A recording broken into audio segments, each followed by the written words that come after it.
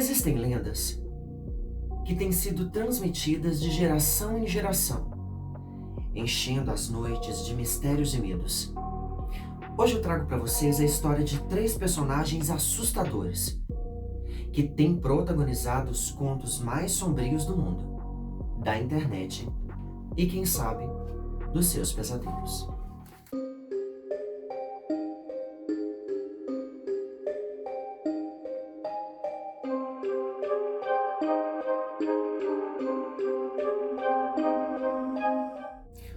O nosso primeiro protagonista de hoje, o Slenderman.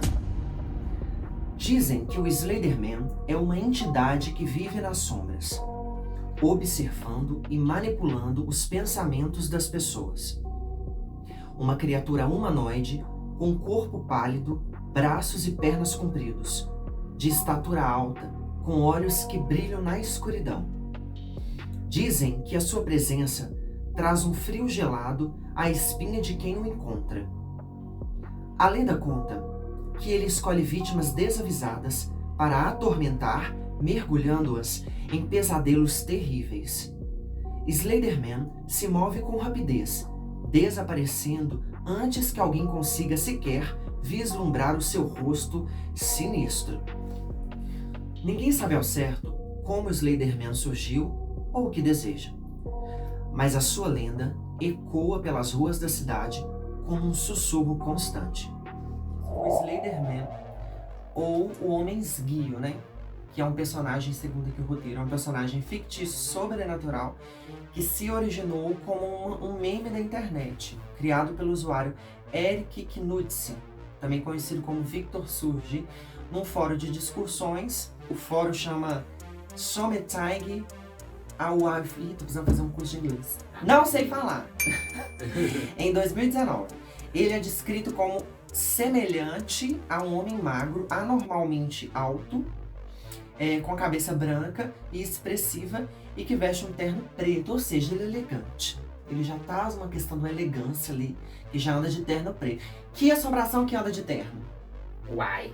Slenderman. Histórias do personagem comumente apresentam-ele como um seguidor, como um perseguidor, aliás, ou um sequestrador de pessoas, principalmente de crianças. E eu tava vendo umas imagens dele mesmo na internet, dele de mão dada com crianças, andando no meio da floresta. É curioso você falou isso, eu nunca tinha parado pra pensar não. Mas diversas lendas urbanas surgem através desse medo infantil, de sequestrar criança. Nós temos aí a representação do Homem dos Sacos, do Bicho-Papão, a Cuca. Geralmente as mães, os pais antigamente, traziam essas figuras para botar medo nas crianças. Muitas delas foram inventadas pelos povos antigos justamente para colocar medo nas crianças. Sim. E aí algumas entram no nosso folclore, vindas talvez de outros países, que as lendas vinham, as histórias vinham de fora, e a gente dar o nosso toque abrasileirado ali para vir o nosso folclore. Mas essa lenda do Slenderman não faz parte do folclore brasileiro, é uma lenda de fora. Como eu disse aqui, foi inventada por esse escritor, Victor Surge, Eric Knudsen, num fórum de discussões em 2019, como eu disse. E o Slenderman ele não se limita a uma única narrativa, mas aparece em muitas obras dispares da ficção, em sua maioria compostas online, ou seja, é um conto que as pessoas contam só na internet. Veio da internet e as pessoas ali têm várias versões dentro da internet. O Slenderman e o Homem Torto, você já viu ele? Na verdade, o Homem Esguio ou o Slenderman são o mesmo personagem. Eles são... Eu ia comentar exatamente, porque eu sempre achei o Homem Torto e o Slenderman bem parecido. Ele é bem parecido também com o Candyman, que é o Homem... Acho que Candyman é Homem Doce. Enfim, teve até um filme de um tempo pra cá. Mas ele é sempre retratado assim, um cara alto, cabeçudo. Mas é isso, porque tem várias versões das histórias e aí a pessoa vai mudando ali um pouco a narrativa. O nosso próximo caso, e talvez um dos mais conhecidos até hoje, a lenda da Blood Mary. Esta lenda foi contada de diversas formas durante séculos e tem versões em diferentes países. Uma das versões mais populares conta que o espírito maligno de Blood Mary, uma mulher que sofreu uma morte trágica, pode ser convocado chamando seu nome 3 vezes, em frente a um espelho, onde ela foi aprisionada. Então, o espírito aparecerá no espelho como um cadáver coberto de sangue. Ela se inclinará para a frente e arrancará os seus olhos. Te puxará em direção a ela, te prendendo no espelho por toda a eternidade. Mas a pergunta que fica é: quem foi Blood Mary? Bom, a gente vai falar agora sobre a Blood Mary, gente. Originária dos Estados Unidos, a lenda da Blood Mary ficou conhecida no Brasil como a loira do banheiro, Igor. Ou seja, a mesma lenda, porém que no Brasil a gente pegou esse nome Blood Mary, que é difícil de falar, e colocamos a loira do banheiro. Mas eu conheço a Blood Mary por outro nome, Maria Sangrenta. Também, né? A gente vai chegar lá que tem aqui falando, né, que a lenda no Brasil é conhecida como a loira do banheiro e sofreu algumas adaptações da história original aí em vários lugares. Então a gente tem também ela como Maria Sangrenta, né, em alguns locais, em alguns países, né? Mas falando mais sobre a lenda, de acordo com ela, né, a Mary, né, foi morta há 100 anos por um cirurgião que a deixou em frente a um espelho. Antes de morrer, a garota ainda teve forças para revelar seu assassino escrevendo com sangue. A história conta que Blood Mary apenas aparece para quem cometeu injustiça a outra pessoa. Ou seja, ela é vingativa. Ela volta ali para poder se vingar de quem comete injustiças. Mas a lenda da Blood Mary... Ai, tá me vindo aquela personagem da Débora Falabella da novela Avenida Brasil, que ela volta pra se vingar da Carminha. Ela volta, ela é vingativa. Mas a lenda da Blood Mary é a lenda que a gente conhece da loura do banheiro, né? Só que ela foi aí modificada um pouco aqui no Brasil. Porque aqui no Brasil tem essa questão da loura tá lá no banheiro. Por que ela tá no banheiro se aqui na história fala que ela foi morta? Sabe de culpa de quem que viralizou essa história no Brasil? Culpa do Gugu. Exato. Daquele quadro Lendas Urbanas que ele tinha. E na história dele, você entrava dentro do banheiro, você tinha que chutar o vaso, falando Blood Mary 3 vezes. 3 vezes. A gente percebe que as histórias E são... era de banheiro de escola. De escola. A gente percebe que as histórias são parecidas. Mas, obviamente, né, gente? Eu acho que cada região a gente vem modificando aí as histórias. Então, lá, por exemplo, Estados Unidos, eles contam de um jeito, conhecem de um jeito, por outro nome. Aqui a gente já conhece pela loura do banheiro. E assim, eu tinha medo. Quando eu era criança, tinha uma escola lá que eu estudava, José Diniz. Eu era pequeno, né? Eu tinha o quê? 14 anos? 13, 14, 12, sei lá. Eu era menor. E aí eu morria de medo, porque os meninos falavam que se eu entrasse lá no banheiro sozinho, eu ia ver essa loura. Eu morria de medo. Eu morria de medo. Eu não entrava no banheiro. Pra eu ir no banheiro, algum amiguinho tinha que ir comigo, lá na outra escola, porque eu não ia sozinho de medo. Essa loira do banheiro, ela é a mesma coisa do Slenderman e do Homem-Torto. Eu acho que tem uma outra história que se assemelha muito também com a Maria Sangrenta. Só que essa eu realmente não sei o nome. Depois você pesquisa e coloca no flame aí, pro pessoal ver. Mas é de uma mãe que ela mata os filhos, ela enlouquece, mata os filhos, e aí posteriormente ela se mata, e aí depois ela vem assombrando outras pessoas, e normalmente essas outras pessoas são sempre pessoas ali que fazem alguma coisa de errado com os filhos. Essa lenda aí é a lenda da Chorona que você tá falando. É isso, a lenda da Chorona. A lenda da Chorona é parecida, mas eu não acho que ela tem a ver com a Blood Mary, não. Visualmente ela lembra um pouco. Lembra porque tem a questão da mulher ali, que foi, mas no caso da Chorona, ela porque ela ficou com remorso que ela matou os filhos. No caso da Blood Mary, segundo a lenda aqui, ela foi morta há 100 anos atrás por um cirurgião. O estupim dessa história é essa, né? Depois que ela foi morta, eu acredito que foi por uma injustiça, né? Porque se ela volta para poder se vingar das pessoas injustas é porque ela foi morta injustamente. Então, deixa esse questionamento aí. Por que ela foi morta? O nosso terceiro e último caso. Talvez tenha sido um dos destinos mais cruéis de um homem. O corpo seco. Em meio às ruínas antigas, A lenda do corpo seco perdura uma história sobre um homem que foi amaldiçoado após uma vida repleta de maldades e crueldades.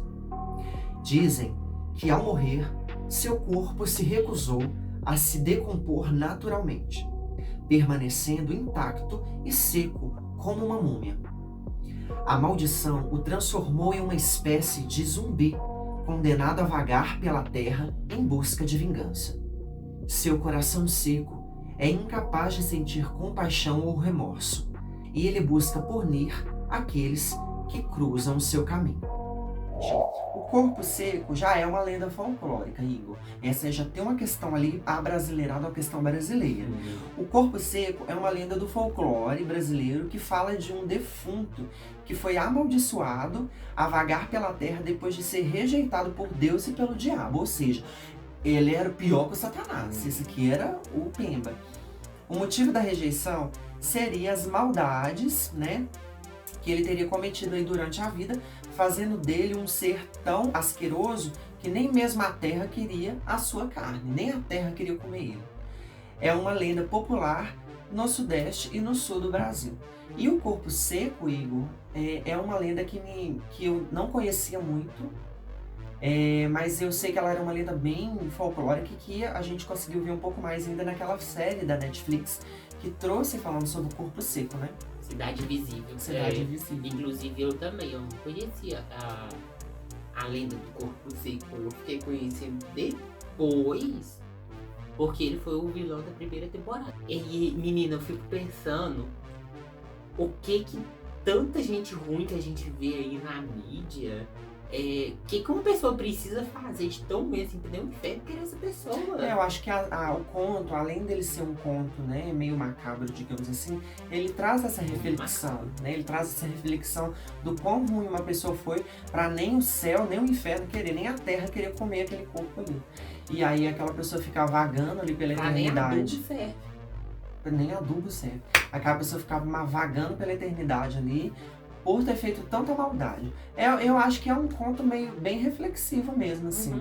Da gente se for parar pra pensar, não acho que é um conto tão macabro quanto a Blood Mary, por exemplo, e o Corpo Seco. Acho que a Blood Mary traz um medo maior nas pessoas, causa um medo maior.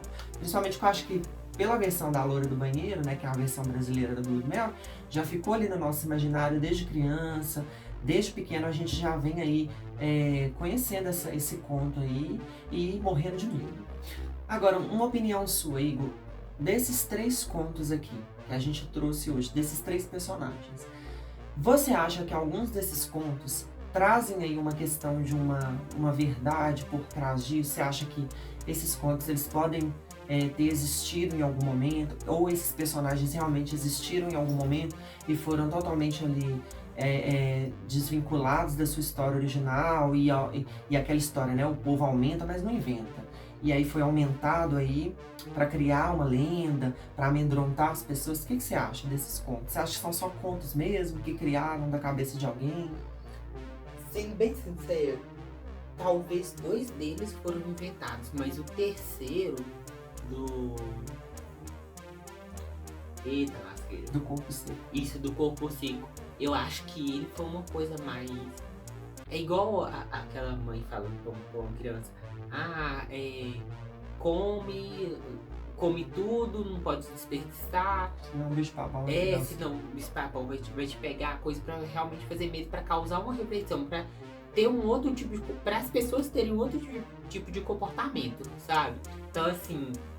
seja uma boa pessoa, né? Não faça nada de ruim, né? Como eu falei, né? O quão ruim uma pessoa precisa ter, né? Pra chegar nesse nível, né? Pra realmente causar uma reflexão nas pessoas.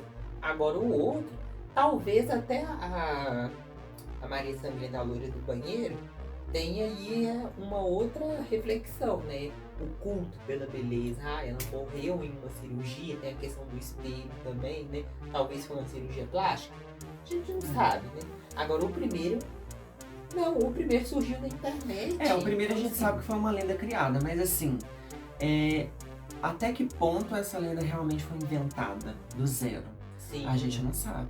Então, assim, a lenda da Maria Sangrenta pode ter tido uma história de alguma mulher que sofreu alguma coisa do tipo e isso foi transformado numa lenda. Eu acho que quando você acredita em determinada coisa muito forte, quando você chama aquilo ali pra sua vida, quando você atrai aquilo acontece. Tanto para mal quanto para bem. Então, eu acho que se você tem muita crença nessas coisas, nesses tipos de história, você leva isso pra sua vida, acaba que você atrai isso. Porque tem muito caso das pessoas que veem coisas, né? Vê assombração, vê fantasma, vê as coisas, enfim.